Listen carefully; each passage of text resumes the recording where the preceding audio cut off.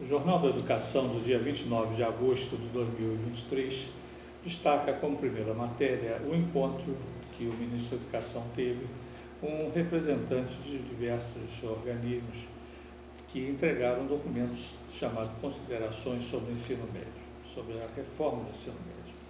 É uma contra-resposta ao resultado de uma consulta pública, que há inclusive um sumário executivo disponibilizado pelo MEC, e que traz realmente, através desse documento, reflexões sobre a importância de não haver uma mudança significativa da proposta do ensino médio, do novo ensino médio. Alguns ajustes, naturalmente, se a vontade política deve ser feitos, mas o que interessava ao governo inicialmente, que era revogar a reforma do ensino médio, não vai acontecer, não há clima político nem um respaldo da sociedade para isso. Então, tudo aquilo que foi prometido pelo presidente da República no início do seu governo, dizendo que não ficaria assim, não é bem essa a realidade. Há resistência e alguns conselhos estaduais de educação fecharam a questão e o Fórum dos Conselhos Estaduais de Educação, juntamente com outras entidades, apresentaram suas ponderações ao ministro nesse encontro destacado pelo próprio site do Ministério da Educação. No cenário internacional, nessa edição, nós vamos comentar sobre a Associação das Universidades de Língua Portuguesa. A ULP congrega as mais de 130 instituições de ensino, universidades e institutos, seriam equivalentes aos nossos centros universitários, que trazem a integração de ações e vários programas comuns, entre eles um de mobilidade acadêmica, que tem favorecido aos integrantes desses países para o aprofundamento, prosseguimento de estudos em países lusófonos. Então, é uma entidade que tem mais de 35 anos de funcionamento e que tem realizado periodicamente encontros e, além disso, há um rodízio das presidências através dos países que integram a comunidade. Destacamos também nessa edição que a reunião tradicional do Conselho Nacional de Educação, na primeira semana de setembro de cada mês, não acontecerá em setembro.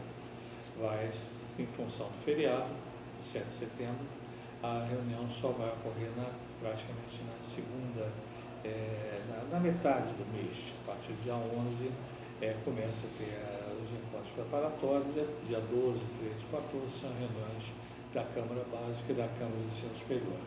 Então, essas são as informações do Conselho Nacional de Educação, que, aliás, está com uma consulta aberta para sugestões sobre modificação, definição de um projeto de resolução sobre diretrizes para as pessoas privativas de liberdade.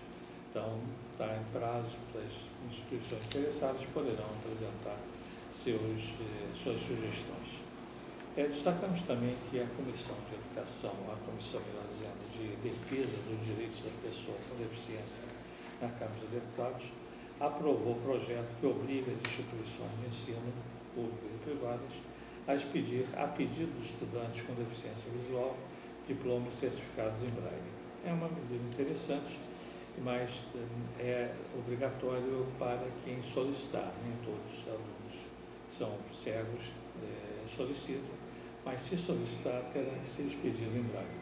É importante que as instituições de ensino criem, inclusive tem até as impressoras em braille, que é um equipamento hoje relativamente pouco usado, mas que passará a ser incorporado em todas as instituições públicas e privadas de ensino para poder atender essa lei que deverá ser aprovada, porque o apelo social é bastante forte nesse sentido.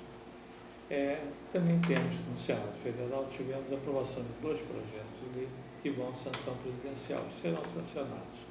Todos eles envolvem aspectos voltados aos profissionais de educação e temos aí realmente a menção, inclusive no link, aos 2 projetos com a sua redação final.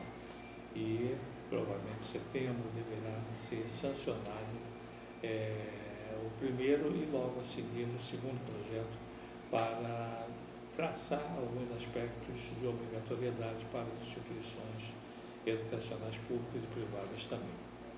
Destacamos também que a Comissão Técnica de Acompanhamento e Avaliação, CTA, do INEP, com o intuito de atender a demanda crescente de recursos, tem feito reuniões extraordinárias com bastante intensidade, tanto do Conselho do Colegiado Deliberativo, que é o geral, quanto também dos colegiados subcolegiados, que são diversos subcolegiados. Então, nós temos observado que a pauta tem sido bastante extensa, as reuniões continuam sendo virtuais e decorre de recursos apresentados ou pelo MEC ou pelas instituições, as avaliações feitas, as avaliações em loco, virtuais ou presenciais. A grande parte hoje são avaliações virtuais, mas temos ainda, principalmente na área de saúde, as avaliações presenciais. Destacamos também os 80 anos do Sindicato de Estabelecimento de Ensino do Ceará, presidido por uma professora que sucede o professor Ayrton. Nós temos aí a professora, uma nova educadora, à frente do sindicato, comemorando 80 anos. Haverá, inclusive, um seminário de educação, programado também para esse mês de setembro, e parabenizamos aí pelo bom trabalho realizado e pelas comemorações dos 80 anos. É um dos mais antigos sindicatos de estabelecimento de ensino existentes no Brasil. Por fim, sobre o Instituto, nós estamos apresentando, fazendo menção aos serviços de consultoria e desenvolvimento institucional. São 6 níveis que o IPAE disponibiliza para instituições de educação básica e superior, e temos aí realmente o prazer de contar com instituições espalhadas pelo Brasil, e temos uma modernização desse serviço a partir de setembro agora, com a criação de uma gama de trabalhos. Então, são essas as principais notícias do destaque do Jornal da Educação de 29 de agosto.